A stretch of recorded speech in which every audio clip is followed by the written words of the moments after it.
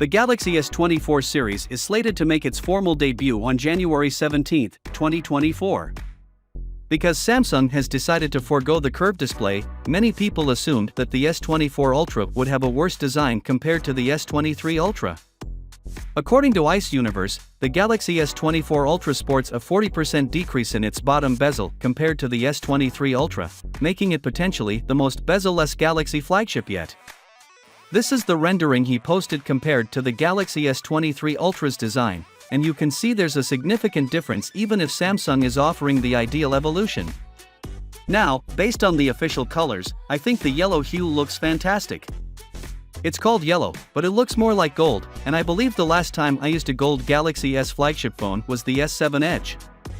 Now, aside from having exciting colors, the S24 Ultra is on track to have titanium sides, bringing ultra premiumness as well as a lighter weight. Let's see how Samsung nails the titanium hue compared to Apple's execution, and hopefully everything will be okay.